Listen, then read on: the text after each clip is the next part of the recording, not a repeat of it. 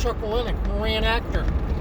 And for 36 years I used the tools of historical reenactment to bring the subject of history to life for my students in the classroom.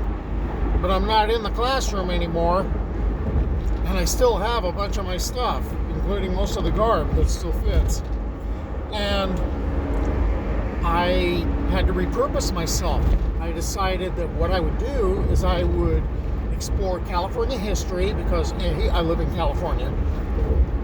I'm also enough of a history geek that I've got this passion for bringing the past to life. And it's something I did not get to explore while I was teaching. So here I am looking at California history. So far I've explored the California missions and the Presidios and the Asistencias, and I stumbled across California banditos and lawmen, so I've been pursuing that. But then I realized there was a common thread in what I was looking at. A lot of it had to be, connected to this thread of the Mexican War.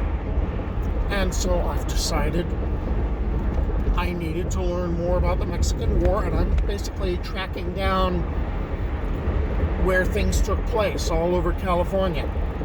Well, what I'm doing right now is I'm dealing with the Mexican War in the San Diego area and in the Los Angeles area. And we'll see where that goes. So I hope you stick with me on my journey.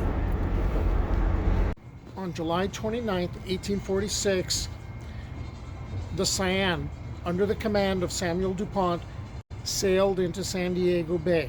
And after capturing the Mexican ship Juanita, Lieutenant Stephen Rowan, with a Marine detachment, boarded the launch Alligator, came ashore, and in the San Diego Plaza Viejo, raised the American flag on a mast flagpole. According to Rowan, there was no opposition, and they were greeted warmly. With the American flag now flying in the Plaza of San Diego, DuPont orders his men to reinforce the old fortification that was on top of Presidio Hill. Except it's not a fortification anymore. It's been scavenged pretty much for building materials. But they're going to reinforce this as best they can, and there's going to be earthworks surrounding what used to be the Presidio, and there's going to be embrasures for a dozen artillery pieces. And it's going to be named for DuPont. Hey, go figure. And about a week later, Fremont takes the majority of his troops and they head north towards Los Angeles. There's only going to be about 40 that are going to be left behind. And the Cyan also sails north.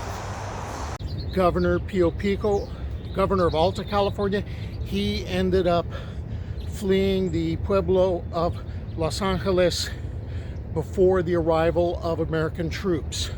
A small number of American dragoons under Stockton arrived August 13th, 1846 in Los Angeles, about 11 miles that way, and it was a near bloodless victory. Well, that didn't last very long. After about 3 weeks, the majority of American forces left, and Captain Archibald H. Gillespie is left in charge with a garrison of 48. And this is when things start to go south, because Gillespie seems to show real contempt for the Californios. He viewed them as untrustworthy. He placed the city under martial law and ruled pretty much as a tyrant. Californios were not allowed to walk together in the streets. They were not allowed to gather in each other's homes because this might cause trouble. And what finally happened was the Californios got so upset that they decided they were going to retake Los Angeles, and they gathered together a force. Some accounts say 150, some accounts say 200 to 300. And they placed Jose Maria Flores in command of this force. His second in command was Jose Antonio Carrillo, and the third in command was the brother of Pio Pico, Andres Pico, and he'd be the Comandante de Escuadron. And on September 23rd, Los Angeles rose up in revolt, and Gillespie and his people retreated from the government building to Fort Moore Hill, and they were besieged there. And they didn't have any water. It was a tough situation. Gillespie managed to get someone out, a man named John Brown, who was called Juan Flaco by the Californios, Skinny John. And Brown managed to break through the lines, and he managed to get to Yerba Buena, which is going to later be San Francisco, and he's carrying a report of the situation from Gillespie and a plea for help. So now we get to move from Los Angeles to a place in Chino, 4440 Eucalyptus, which was the battle site, or the site of the Battle of Chino, about 7 miles from my house. Okay, I haven't been down here in years, and 4475, okay, 4401, that means 4400's over there. Okay, where's the battle site? Where's the fire station? The next part of the story has brought me to a parking lot in Chino. This is going to involve the Battle of Chino. Why am I in a parking lot? This was a historic landmark, or the site of a historic event, and it used to be in front of a fire station. The fire station isn't here anymore. That would have been Chino Fire Station number 2, and the marker is gone. But this is going to be the site of the Battle of Chino in the Mexican War. And the way we get here is Gillespie, who is under siege in Los Angeles, sends word to the San Bernardino area, to Rancho Europa, for Benjamin Davis Williams to come help. He also sends word to Isaac Williams, whose Adobe used to be here. And what ends up happening is Williams brings people, they kind of gather, and they are going to be looking for Don Antonio Lugo. Lugo hears about this, and he comes from San Bernardino, and he ends up meeting up with other forces coming from Los Angeles.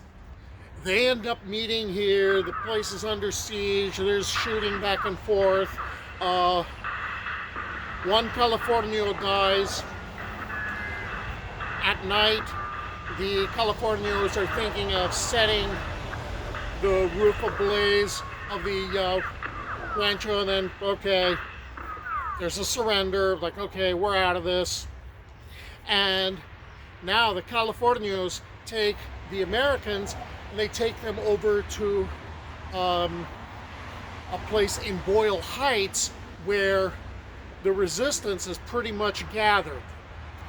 And Jose Maria Flores, who is in charge, he really wants to have the Americans executed. because there's all the baggage about being around Gillespie and his very harsh attitudes towards the Californios in Los Angeles. But eventually Flores gets talked down from this because a lot of the Californios are looking at the men that have been captured as a lot of these guys are our in-laws. You know, this is not going to be good.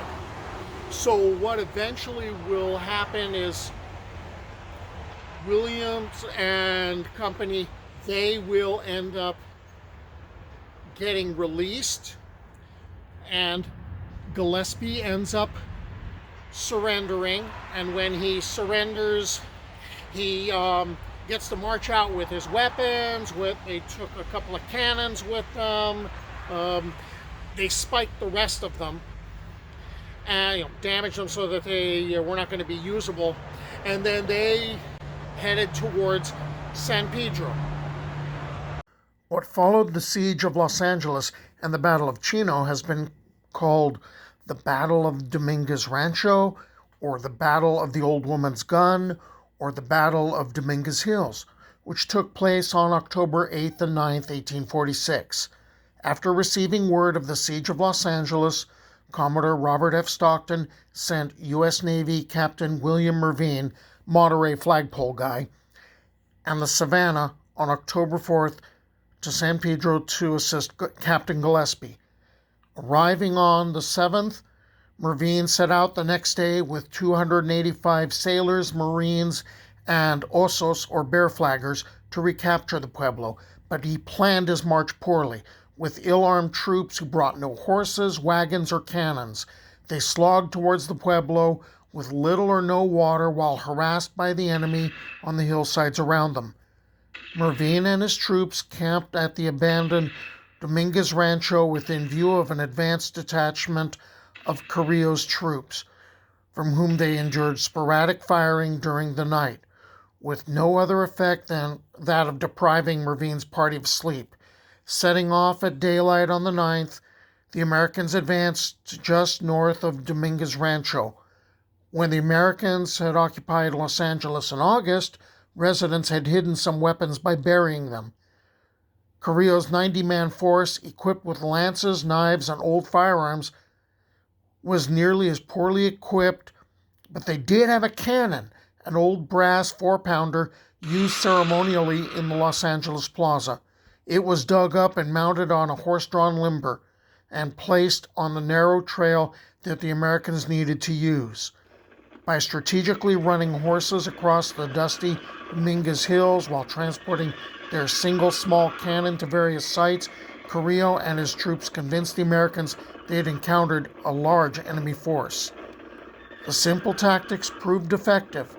When the Americans came within 400 yards, the cannon was fired and quickly pulled back into the brush, followed by musket fire from the horsemen. Mervine's forces were helpless on foot against a mounted enemy they could neither see nor count. Realizing they could not reach Los Angeles with heavy casualties, Mervine had little choice except to retreat. The main battle lasted about an hour. 5 hours later, his forces were back on the Savannah. The 10 dead Americans were buried on a little island in San Pedro Bay called Isla de los Muertos, or Island of the Dead, which isn't there anymore. It was removed in the 1920s to widen the channel. The Savannah set sail for Monterey a few days later. So, we have a few setbacks for the Americans in California, and I'm nowhere near done. So, I've got more to cover, including the Battle of San Pascual in the San Diego area. I hope you stick with me on my journey.